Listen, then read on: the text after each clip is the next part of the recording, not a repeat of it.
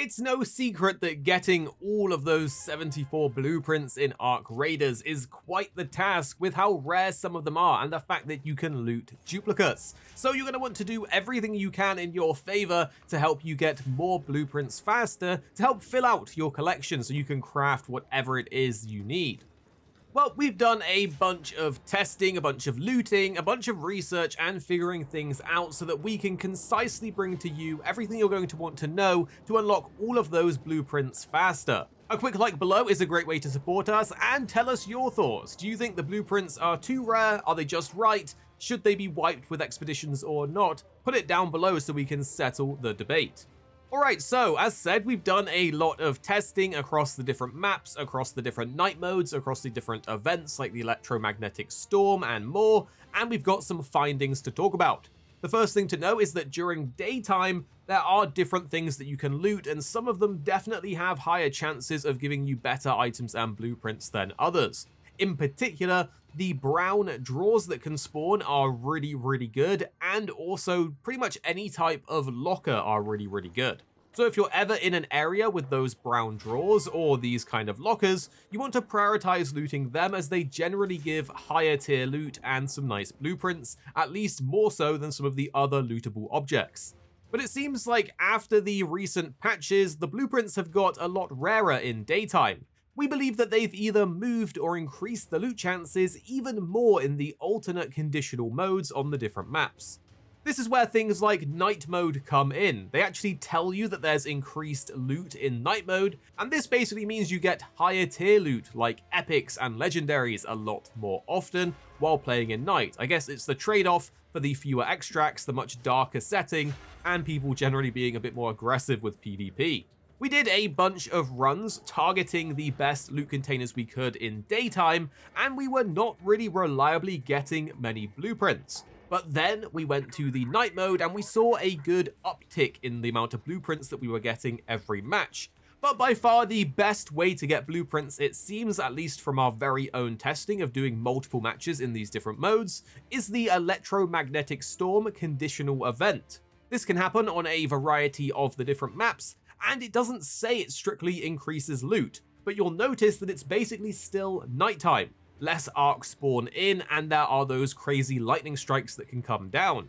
However, during the Electromagnetic Storm, as you can see in these clips here, we were getting way more blueprints than we have ever seen on any other conditional mode. This wasn't just purely luck either, as we were getting it across our entire 3-man group and in multiple different runs. This was recorded across several different loot runs during the Electromagnetic Storms, so we've come to the conclusion that you get far more blueprints during this map condition.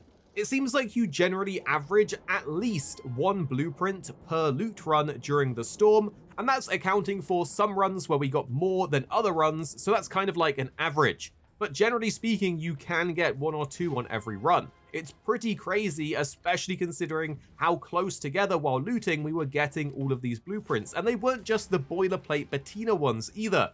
We were getting things like double Wolfpack blueprints, we were getting double Snap Hook blueprints, even some good attachments. It is pretty crazy. So I highly recommend looting things during the Electromagnetic Storm conditional event.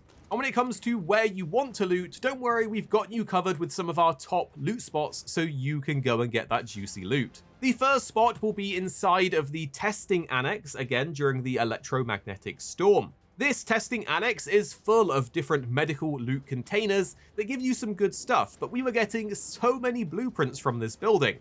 Plus, because it's a yellow loot zone, it's not even that contested, so although there might be some PvP, it's not like it's a red zone where there's more likely to be PvP. So always loot the Testing Annex during the Electromagnetic Storm. We got some really good blueprints from that building.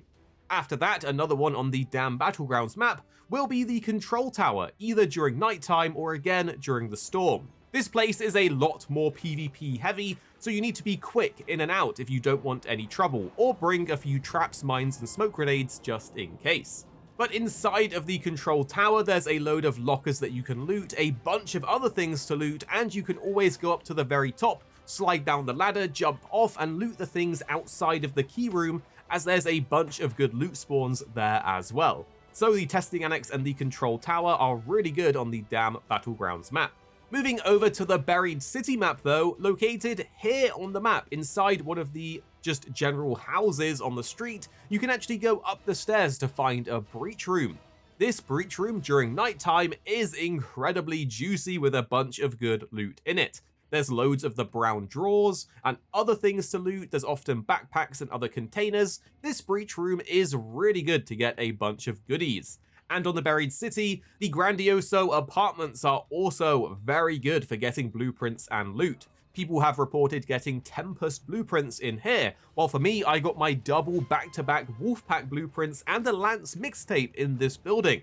So hitting up these zones is going to be worth your time on Buried City during a night raid. Then for the Blue Gate map, well, the breach room in the underground section here on the map is incredibly good for augment blueprints, including the coveted Survivor looting blueprint. Now, don't get me wrong, this area is a bit of a PvP hotspot, so you need to watch your back, you need to bring traps, and you need to make sure you don't linger there too long. But if you are looking for some of those augment blueprints, that breach room is just the best for it. Outside of that, on the Blue Gate map, again during the storm or night, the entire village area is pretty juicy, even just on normal mode. Just looting the whole village is really good for valuables, Lance mixtapes, snow globes, and other blueprints, notably weapon attachment blueprints. So that's one of our favorite spots as well. And there you have it. Now you're clued up on how to get more blueprints per run and a bunch of locations that we've found to give more loot than other spots. We really hope this helped you out, and a like below really helps us out if you found this helpful.